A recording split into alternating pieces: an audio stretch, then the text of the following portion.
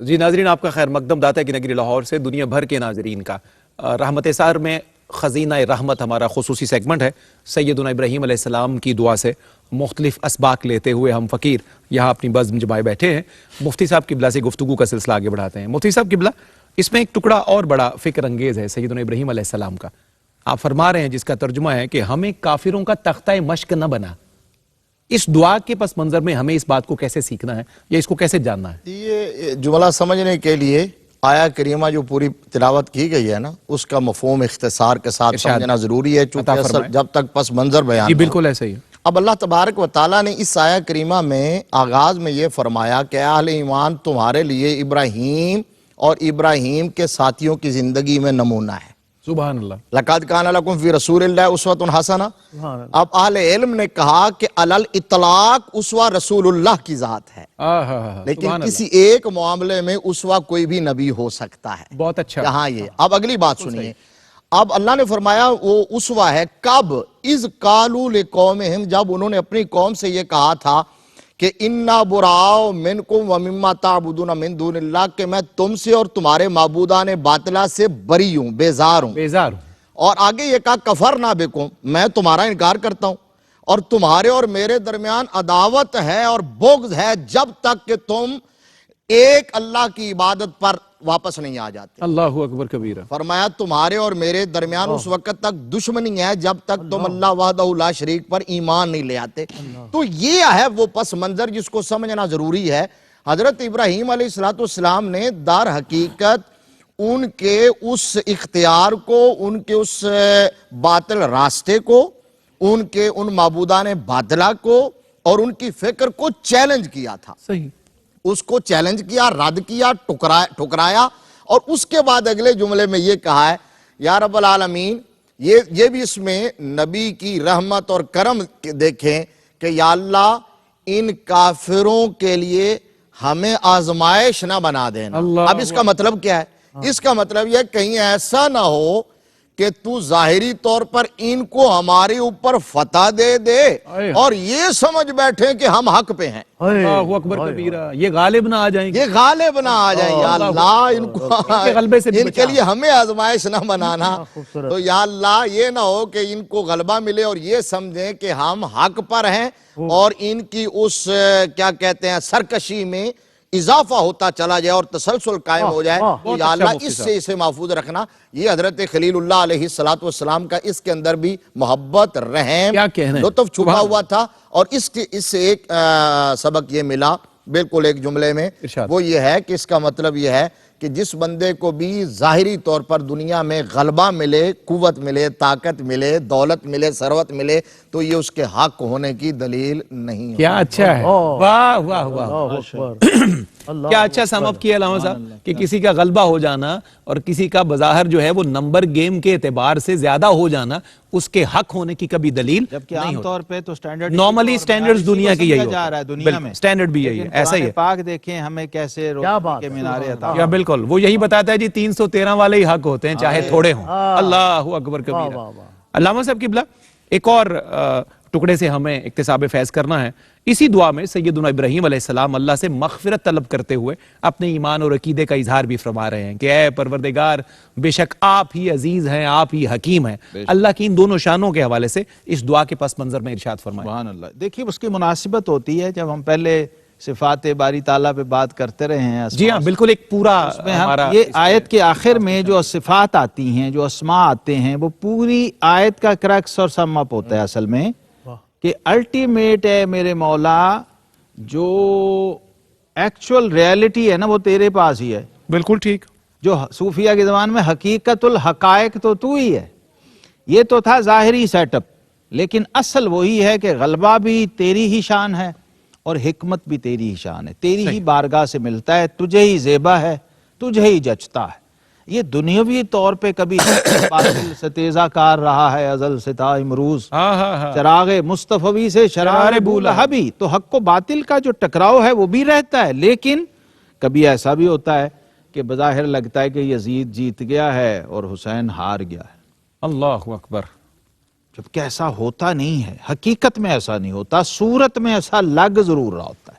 یہاں یہ جو الفاظ آئے ہیں اور مفتی صاحب نے بڑی خوبصورتی سے ان کو کھول دیا، اسی طرح قرآن پاک میں ایک اور مقام ہے، ربنا ولا تجعلنا فتنة للقوم الظالمین، اللہ اکبر. وہاں کافروں کی بات کی، یہاں ظالمین کی بات کی ہے. وہ اہل ایمان میں بھی ہو سکتے ہیں ظلم کرنے یہ والے. درست ایسے ہی. تو یہاں مفتی صاحب اس آیت کی برکت سے حدیث پاک مجھے تازہ ہو گئی ذہن میں، اور بالکل ساری چیز واضح ہو گئی.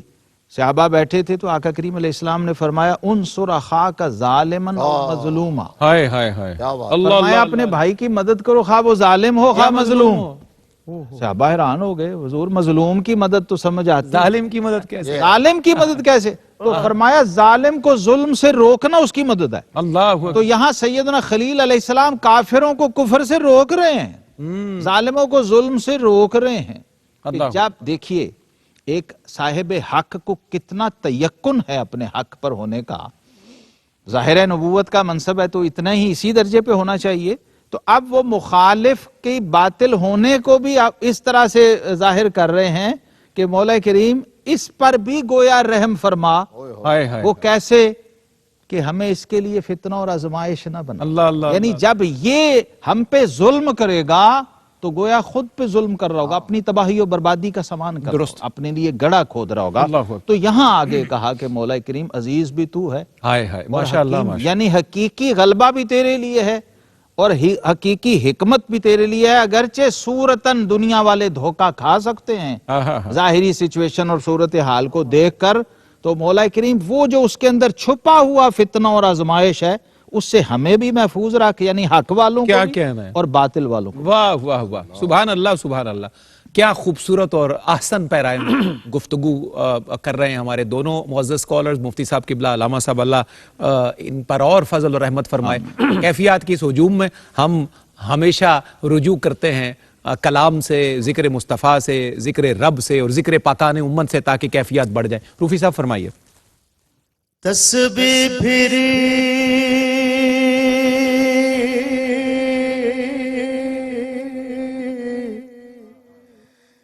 تے دل نہ پھرے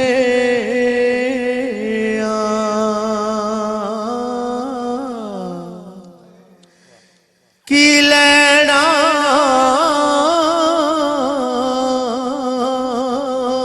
تسبیح پڑھ کے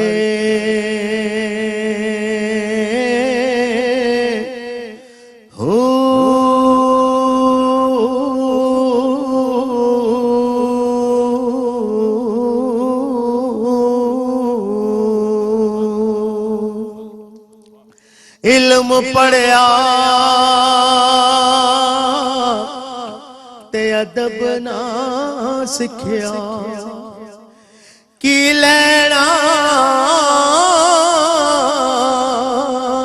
علم نو پڑھ کے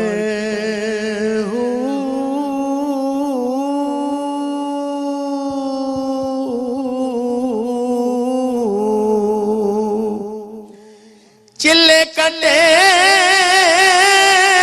تے کچھ نہ کھٹیا کی لینا چلیا وڑ کے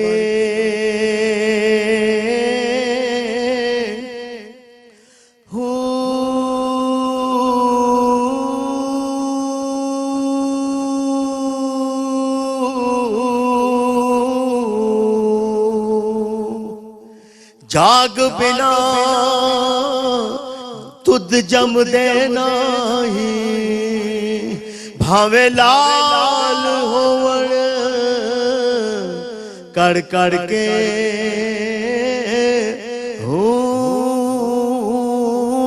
اللہ ہو اللہ ہو اللہ ہو اللہ ہو اللہ ہو اللہ ہو اللہ ہو اللہ ہو اللہ ہو حق باہو سچ باہو حق باہو سچ باہو اللہ ہو اللہ ہو اللہ ہو اللہ ہو اللہ ہو اللہ ہو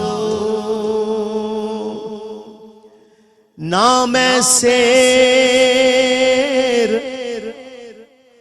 نہ پاچھٹا کی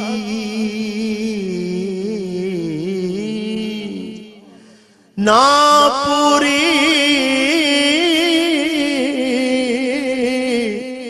سرسائی ہو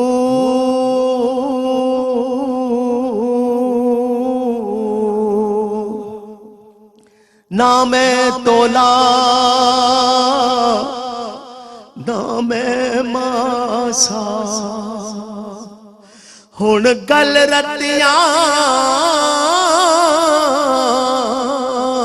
تے آئی ہو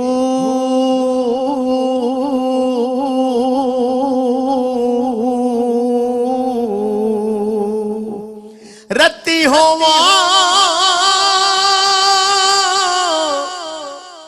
ونج رتیاں تلا او وی پوری نہیں ہو وزن تول پورا ونج ہو سی باہو جدا ہو سی فضل الہی ہو اللہ ہو اللہ ہو اللہ ہو اللہ ہو اللہ ہو اللہ ہو حق باہو سچ باہو حق باہو سچ باہو اللہ ہو اللہ ہو اللہ ہو اللہ ہو اللہ ہو اللہ ہو اللہ ہو اللہ ہو اللہ سبحان اللہ رفیع صاحب، سبحان اللہ سبحان اللہ۔ ہم فقیروں کا عاجزانہ سلام ہو حضرت سلطان العارفین رحمۃ اللہ علیہ کی مبارک تربت پر۔ یہاں ایک مختصر وقفہ۔ ناظرین آپ کا خیر مقدم ہے ایئر وائی کیو ٹی وی پر۔ رحمت اسار میں خصوصی سیگمنٹ خزینہ رحمت گفتگو کا سلسلہ ہے۔ سیدنا ابراہیم علیہ السلام کی دعا ہمارا عنوان گفتگو ہے۔ مفتی صاحب قبلہ، ایک اور دعا سے فیض و برکت ہم حاصل کرنے کی کوشش کرتے ہیں۔ سورہ شعراء ہے، آیت نمبر 83 ہے، رب حبلی حکمم والحقنی بالصالحین۔ ترجمہ، اے میرے رب مجھے صحیح فیصلہ عطا فرما اور مجھے نیکوکاروں کے ساتھ ملا دے۔ یہ جو دعا سیدنا ابراہیم علیہ السلام اللہ کی بارگاہ میں عرض کر رہے ہیں کہ مجھے بالخصوص والحقنی بالصالحین کا جو ٹکڑا ہے، اس سے کیا مراد ہے اور زندگی میں ہمیں اس سے سبق کیسے سیکھیں؟ یہ بڑا مختصر آیا کریمہ، بالکل ایسے اتنی جامع ہے اور اس کے اندر اتنا بڑا پیغام ہے۔ عرض یہ کرتے ہیں خلیل اللہ علیہ السلام، یا اللہ مجھے حکم عطا فرما۔ اب حکم کیا ہے؟ یہاں حکمت نہیں، یہاں حکم۔ اور حکم کیا ہے؟ مفسرین کرام نے لکھا حکم سے مراد ہے شریعت۔ بعض لوگوں نے کہا حکم سے مراد وہ علم ہے جس کے ذریعے میں رب کی دھرتی پر رب کا نظام نافذ کر سکوں۔ اور بعض نے کہا حکم سے مراد ہے یا اللہ جو تو نے مجھے علم عطا فرمایا ہے اس کے مطابق عمل کی توفیق عطا فرما۔ کیا کہنا ہے؟ کیونکہ جس علم کے ساتھ عمل نہ ہو اسے حکمت نہیں کہا جا سکتا، بہت اچھا۔ وہ حکمت سے خالی ہوتا ہے۔ اسی لیے کہا من یؤت الحکمہ فقد اوتی خیرا کثیرا، اللہ، کہ جس کو حکمت عطا کی گئی اس کو خیر کثیر عطا کیا گیا ہے۔ اگر حکمت نہیں ملی تو پھر وہ ابھی جو پڑھا تھا کہ علم و بات جو کرے فقیری۔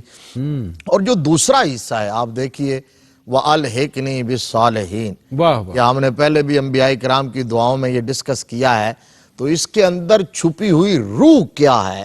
انبیاء جب یہ دعا مانگ رہے ہیں تو اس کا مطلب یہ ہے کہ کسی بھی، بتانا یہ ہے، پیغام یہ دینا ہے کہ کسی بھی درجے اور کسی بھی مقام اور منصب پر پہنچ کر بندہ صالحین کی صحبت اور مجلس سے بے نیاز نہیں ہوتا۔ ہائے ہائے، اس کو صالحین واہ کی واہ، صحبت مجلس تلاش کرنی چاہیے، ان کے پاس بیٹھنا چاہیے، کیونکہ صالحین کی مجلس میں بیٹھنے سے، ان کی صحبت میں جانے سے بندے کے تقوی کی حفاظت ہوتی ہے. اگر پہلے متقی نہیں تو تقوی ملتا ہے, صحیح ہے. متقی ہے تو تقوی کی حفاظت ہوتی ہے, علم کی حفاظت ہوتی ہے, عمل کی حفاظت ہوتی ہے, ایمان کی حفاظت ہوتی ہے, عقیدے کی حفاظت ہوتی ہے. اسی کو قرآن نے کہا کہ اتقوا اللہ وکونوا مع الصادقین, یا ایھا الذین آمنوا اتقوا اللہ وکونوا مع الصادقین. فرمایا اے ایمان والو تقوی اختیار کرو اور صادقین کے ساتھ ہو جاؤ. کیا کہنا ہے؟ تو اب پہلے ایمان ہے, پھر تقوی ہے, پھر صحبت ہے. تو مطلب یہ ہے کہ ایمان کا نکھار اور بہار تقوی سے ہے, اور تقوی کا حصول صالحین اور صادقین کی صحبت اور مجلس میں. کیا کہہ رہے ہیں مفتی صاحب, سبحان اللہ سبحان اللہ. علامہ صاحب قبلہ, پہلی نشست سے آج کی نشست تک یہ 11ویں نشست الحمدللہ آج نصیب ہو رہی ہے. تو انبیاء کرام کی ان دعاؤں کو ہم دیکھتے ہیں تو اس میں ان کے باطنی احوال اور قلبی والداتوں کے بارے میں بھی اس میں اشارے اور پیرائے موجود ہیں.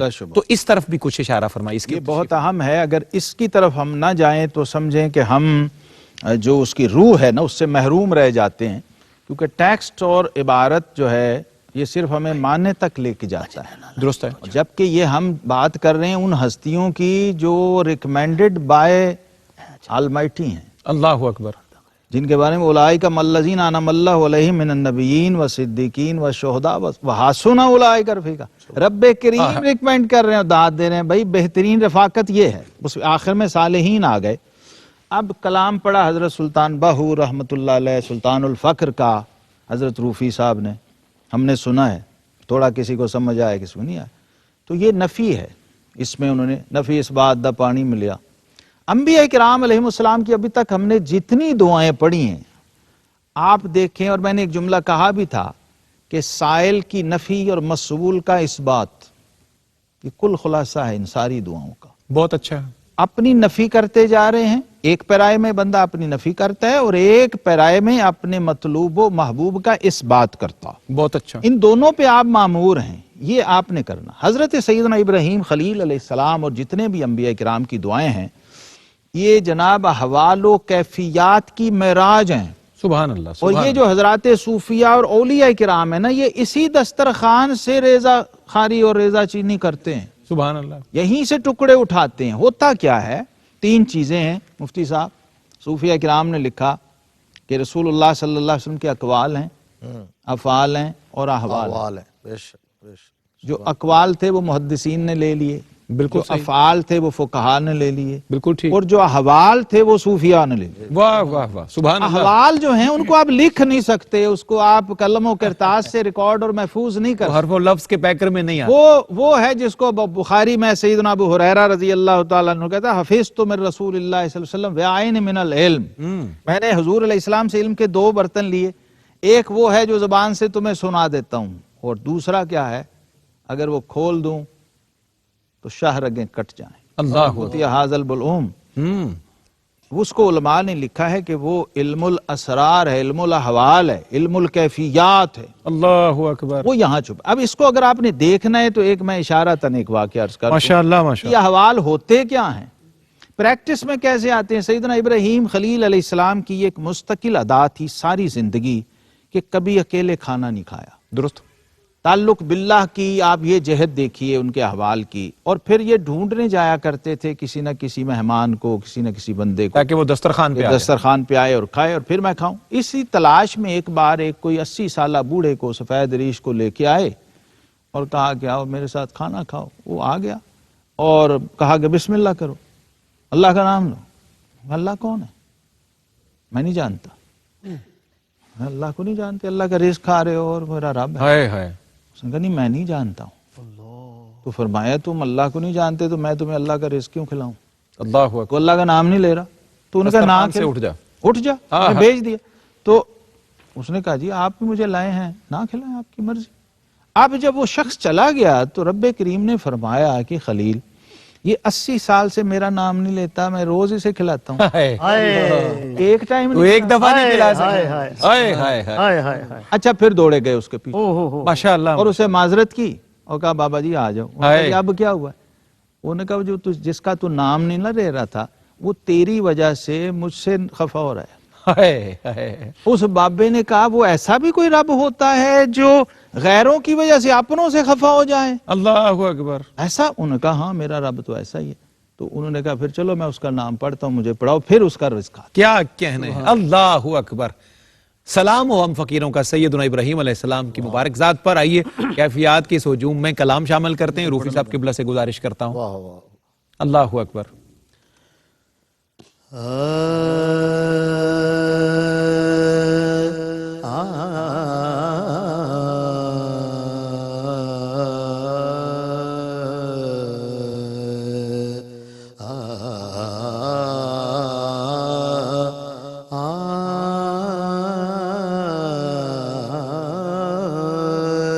अज नैना लाया क्यों झड़ियां, अज नैना लाया क्यों झड़ियां, अज नैना लाया क्यों झड़ियां, अज नैना लाया क्यों झड़ियां, अज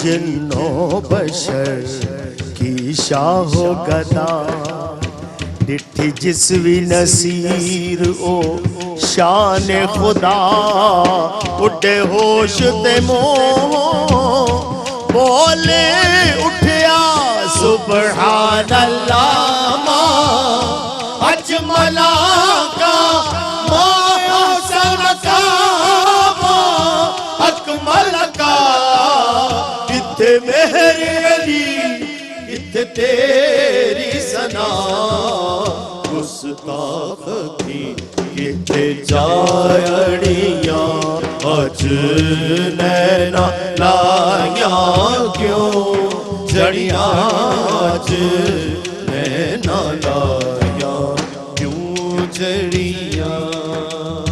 उन्हों हस्ती दा उनवान आखा, रब सच्चे दी बुरहान आखा, या अखियां दा कुरआन आखा, उस सूरत नो मैं जाना खा, जाना खा के जाने जहाना खा, सच आखा तेरा दी मैं शान आखा, जिस शान थी शाना सब बढ़िया, अज नैना लाया क्यों झड़ियां,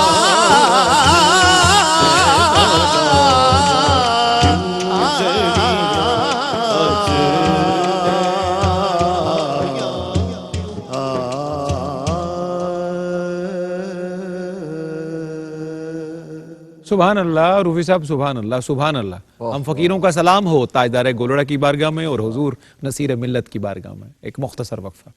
नाज़रीन खुश आमदेद, खैर मकदम है दुनिया भर के नाजरीन का।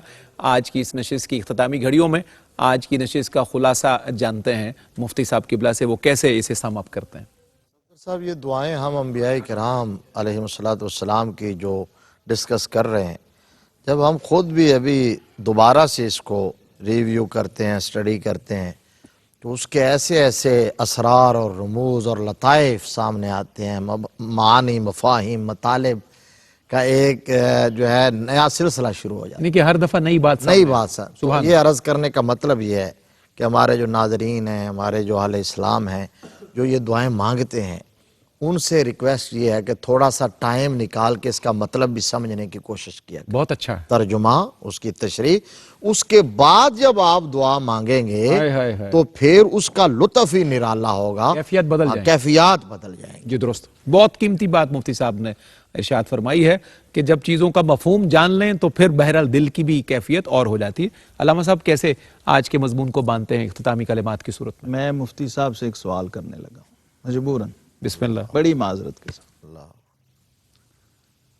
کاش مفتی صاحب جو آپ نے میں کہا ہے جواب میں عرض کروں گا مل مسئول وانا بعلم من السائل۔ نہیں یہ ایسا سوال نہیں، یہ تو ہم سب کا میں سب سے ناظرین کو شامل کر کے پوچھ رہا ہوں سبحان اللہ۔ آپ سے، اس لیے کہ آپ کا ہمارا الحمدللہ مجھے یاد ہے بچپن سے، جب سے میں آپ کو دیکھ رہا ہوں، مجھے دیکھ رہے ہیں، ہمیں اللہ رب العالمین نے ممبر محراب کے قریب رکھا، اہل علم کے قدموں میں رکھا، استادوں، مشائخ، اولیاء، میں نے تو عرب و عجم کے علماء اولیاء کو دیکھا، لیکن میں اپنے خطے کی بات کر رہا ہوں، اللہ آپ کی زبان مبارک کرے، معنی کے بغیر بھی کاش ہم نبیوں کی دعائیں یاد کر کے مانگنی شروع کر دیں، ہاں سبحان اللہ، ہم ان کا مطلب نہ جانیں۔ واہ واہ واہ، یعنی وہ دعائیں مانگے۔ 80% لوگ کب یہ دعائیں مانگتے ہیں صفدر صاحب؟ یہ درست ہے، ہاں، متفق۔ کب یاد ہیں؟ کیا بات، میں نے تو یہ ممبر و محراب سے بھی نہیں سنی، ہوئے آپ نے سنی؟ لمحہ فکریہ، کیا آپ نے بات، سنی بھائی؟ جو وہ چند دعائیں معروف، چند دعائیں ہاں جی، ہاں۔ جو مرجع ہیں، جو لوگ حضرت مقتدا ہیں، مقتدی نے تو مقتدا کو دیکھنا، یہ درست ہے۔ جو صف میں بیٹھا ہے بیچارہ وہ آگے دیکھتا ہے محراب میں کیا ہو رہا ہے، ممبر پہ کیا ہو رہا ہے، وہ اس کی رسائی تو یہیں تک ہے، اللہ ماشاءاللہ بہت محدود لوگ ہیں جن کی رسائی ہوتی ہے، وہ دیکھتے ہیں اور یاد کرتے ہیں، اللہ ماشاءاللہ، لیکن میں کہہ رہا ہوں بہت کم ہیں۔ خدا را یہ قرآن پاک میں اس ہستی کی بتائی ہوئی دعائیں ہیں جس سے دعا مانگی جا رہی ہے، اللہ اکبر، جس سے آپ نے مانگنا ہے، وہ کہہ رہا ہے یہ مانگ لے مجھ سے، ہوئے، سبحان اللہ، جو میرے آدم نے مانگا، جو میرے نوح نے مانگا، جو میرے خلیل نے مانگا، جو میرے ذبیح نے مانگا، جو کلیم نے مانگا اور جو حبیب نے مانگا۔ ہائے ہائے، چلیے آپ ساری نہیں، اس میں سے کبھی کسی ایک دعا کو آپ پریکٹس کر کے دیکھیے، ترجمہ آپ کو نہیں آتا، ایک عام سے عام آدمی بھی، اور پھر وہ بتائے اس نے کیا فرق محسوس کیا، اللہ، اس نے بڑی آج قیمتی تک بات، دعائیں مانگی ہوں گی بہت اعلیٰ، لیکن کبھی اس کو یاد کر کے کہے تو صحیح، ہائے ہائے ہائے ہائے، پیش تو کرے وہ متن رب کی بارگاہ میں جو آلریڈی مقبول ہے، پہلے سے ہی سٹیمپڈ ہے، ہائے ہائے، ریکمینڈڈ ہے، اللہ اکبر، اس کے یعنی عدم قبولیت کا کوئی امکان ہی نہیں ہے، ہائے ہائے، کیونکہ مالک کا دیا ہوا ہے۔ بالکل صحیح ہے۔ تو اللہ رب العالمین یہ توفیق آپ کو دے دے تو آپ سمجھیے کہ آپ دنیا کے خوش نصیب ترین انسان ہیں زندہ باد حضرت، کہ آپ نبی کے منہ سے نکلے ہوئے الفاظ کو رب کی بارگاہ میں پیش کر رہے ہیں، اللہ، اور اس میں آپ کی اپنی عرض بھی چھپی ہوئی ہے اور آپ کی اپنی فریاد بھی چھپی ہے، تو یہ کیسے ہو سکتا ہے کہ آپ دو کریموں کے درمیان آ جائیں، حق، پھر آپ پہ کرم نہ ہو، اور ہائے گناہگار ہائے کی نہ بنے، ہائے ہائے، واہ اللہ واہ، اکبر، سبحان اللہ، اللہ بہت اکبر۔ شکر گزار ہم سارے معزز مہمانوں کا، قاری صاحب قبلہ آپ کا، مفتی صاحب آپ کا، علامہ صاحب آپ کا، روفی صاحب آپ کا، اور جوانوں آپ کا، اور آخری کلام ہماری فرمائش ہے آج پوری ٹیم کی، اور ماحول کے مطابق آگے بڑھ جاتے ہیں حضرت احمد ندیم قاسمی کے ان کلمات کے ساتھ۔ اس قدر کون محبت کا صلہ دیتا ہے، اس قدر کون محبت کا صلہ دیتا ہے، اس کا بندہ ہوں جو بندے کو خدا دیتا ہے، اس کا بندہ ہوں جو بندے کو خدا دیتا ہے، جب اترتی ہے میری روح میں عظمت اس کی، مجھ کو مسجود ملائک کا بنا دیتا ہے، اس کی رحمت کی بھلا آخری حد کیا ہوگی، اس کی رحمت کی بھلا آخری حد کیا ہوگی، دوست کی طرح جو دشمن کو دعا دیتا ہے، دوست کی طرح جو دشمن کو دعا دیتا ہے۔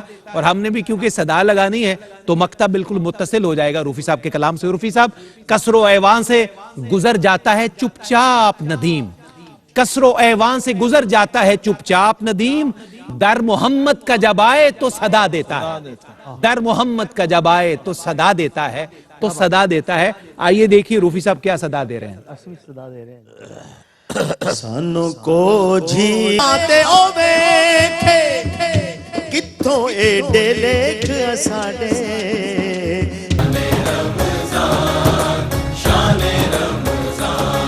ہے مومنوں کے دل کا اجالا۔